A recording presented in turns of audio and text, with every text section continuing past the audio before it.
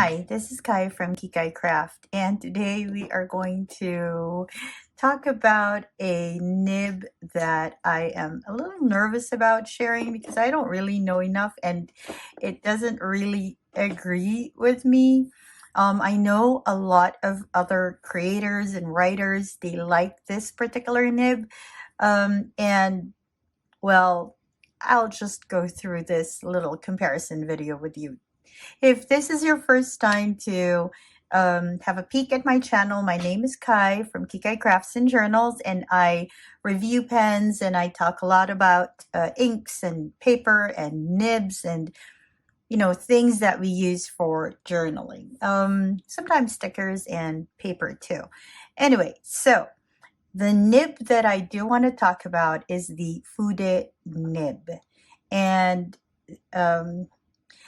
okay, so I had a Fude nib before, and if you are unfamiliar with the Fude nib, this is how it looks.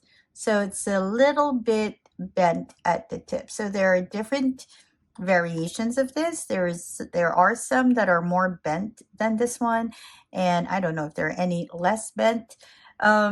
This is my second Fude. This is the Fude that I made by myself. Okay, it's my first and only ever self-grind. And this is from Esterbrook, another Fude nib.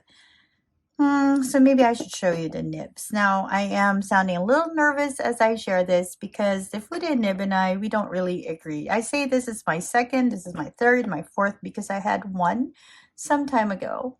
And I actually sold that because I felt like the Fude nib was not something I could work with. But I thought I'd give it another chance. And so, maybe that particular maker made a Fude nib that didn't quite agree with me. And so I got this Sailor one because I generally like Sailor pens. This also didn't agree with me so much. And then I made my own because I thought maybe it's in the size of the nib. And also I bent this particular nib. So I thought, oh, okay, it's a good time to practice my own, I don't know, DIY grind. So Fude was my first one and only one. And then I got this one from Esterbrook, which is another Fude nib. As you can see, they have different angles and different lengths at the bent part. I would say this and this would be more, I don't know, scientific. And the one in the middle, the one that I made, is very, very experimental. Okay, so the one from Esterbrook, it's one of their more recently introduced custom grinds. Again, this one I made, and this one is from Sailor. Okay, so Fude nibs are supposed to mimic brush strokes. I don't know if that's what happens when I use it. For this blue one, I'm using the Blue Black Pen Shop Turquoise. I got a sample of this from Melissa. Thank you, Melissa. And this one, the Monteverde Ritma Espresso, is inked with Diamine English Milk Tea. And then the Esterbrook is inked with Troublemaker Sea Glass. Generally, all of these inks are wet inks, and I found that wet inks work better with Fude, at least with the way I use it. Okay, let's scoot you in. Okay, so in general, there's only one Fude nib that I like because, well, you'll see why. So this is the Sailor. Generally, I don't know. For me, I write with a bit of an angle for this. So I'm just going to write that it's a Sailor.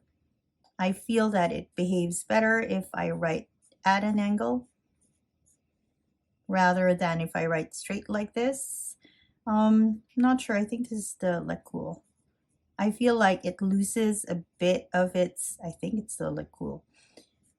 I don't know, the width if I write just straight like this, but if I write at a bit of an angle, it's quite good. So we're just going to write that it has the blue black, turquoise. Okay. So the idea is if you go like this, right, it comes with a pretty thick line. And if you go like this, there should be a line as well, but it's going to be thinner. And the idea is if you do reverse writing, you should also find lines, but I found that with Sailor, I don't see lines that way. So we're going to try just a bit more tippy toe. And when I do that, the ink feels a lot drier. Vertically, that's what you get any which way. Even if you go this way, okay, the lines are a bit thinner. All right, so let's go ahead and do S's. Really nice thick line on this.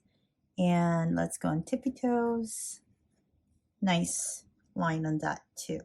So that is your Sailor. It does not do well with reverse writing. Okay, and I like drawing like thick lines like petals and stuff with my Fude. I feel that it does that really well, but because this does not do reverse lines, it's not very cooperative that way. Okay, so that's Sailor. Then let's go ahead and try the one I put together. All right, I'm not sure if I put a video up about this, but so this is the Monteverde. Very wet ink. Again, I prefer wet inks with Fude. I feel like it leaves a better mark. And I'm going to write Fude, but they don't have a Fude nib, okay? Just so you know. I just made this myself. Let's go ahead and write that it has the diamine. Let's go on tippy toe. Okay, this one has a bit of a bite going up. There's something that I did. And this is milk tea. I'm not sure if I'm going to ask an actual nibmeister to help me with that. Because see, I don't know, it catches. So that's how it is. Let's go for a much thicker line. Okay, and on tippy toes, I can definitely hear the scratch. Does it do reverse writing? It does not. Okay, so pretty good though, except on the up. Okay, and vertical lines. That's how it looks on its tippy toes. Not much difference. Very nice though. If I just go for the, oh, one more. I want to draw the petals because I like creating this shape and do reverse. Again, it doesn't really do reverse writing. Okay, much more invisible than the Sailor. Okay, again, Monteverde does not make its own Fude nib. I put that together myself.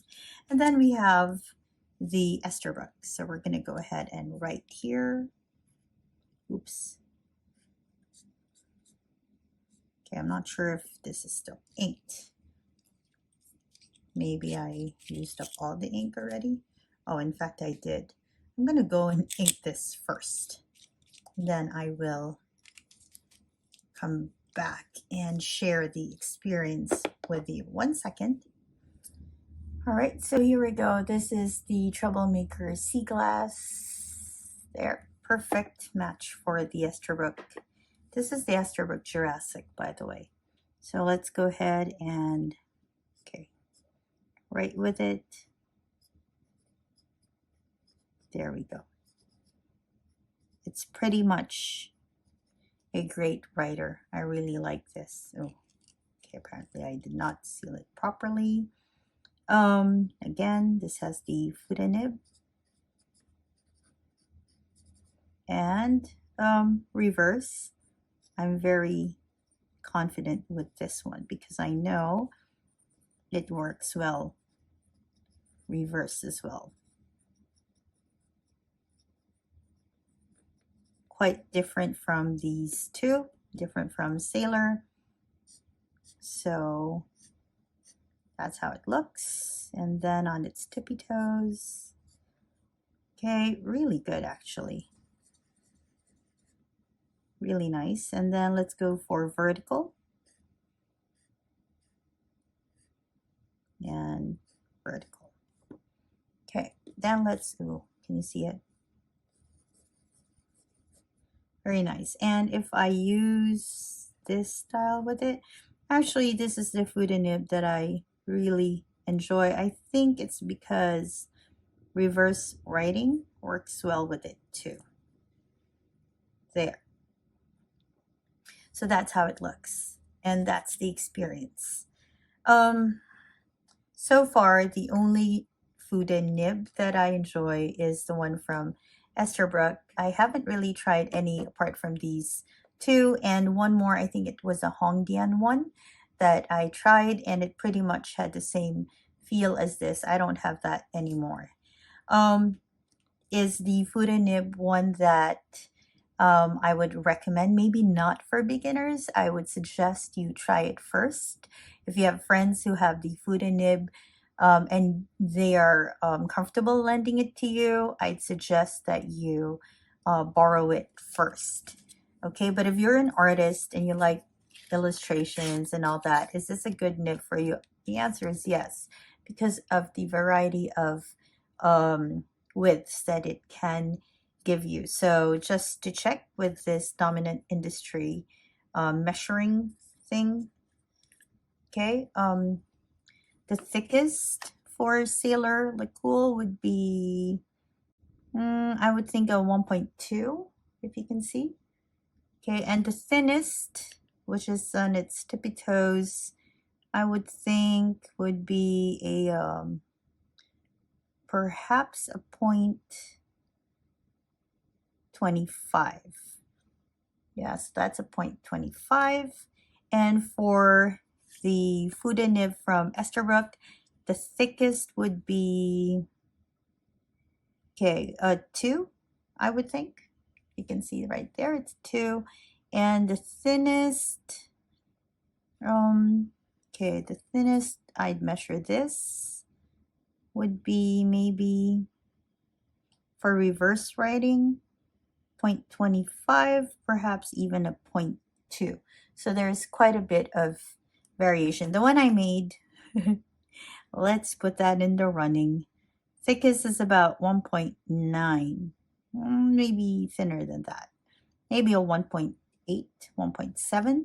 And the thinnest, not in reverse writing because it won't work that way. This has the least line variation. I would think maybe a 0.5 is what it can do. All right, so would I recommend a Fude nib? I answered that already. If it's something that you want to use for a longer bit of time and you don't have and you don't know where to start, I wouldn't really recommend a Sailor. It is not very good with reverse writing, at least not the one that I got. But for the Esterbrook, definitely something to keep in mind if you'd like to add one to your collection. All right, so, oh, and would I recommend that you make your own? Well, it wasn't that hard, but it's also not an easy feat. And as you can see, I also have problems with reverse writing much more than, say, the Sailor, although Sailor is pretty much non-existent as well. Okay, so I hope that this added to your knowledge in whatever way that it did, and I hope that if you do enjoy little forays, little experiments like this, you consider subscribing to the channel and also liking this video. Your support and subscribing and liking and even sharing goes a really, really long way for me. Thank you very much for joining me. This is Kai from Kikai Craft. I hope that wherever you are, you're having a great time or a restful evening. Bye, everyone.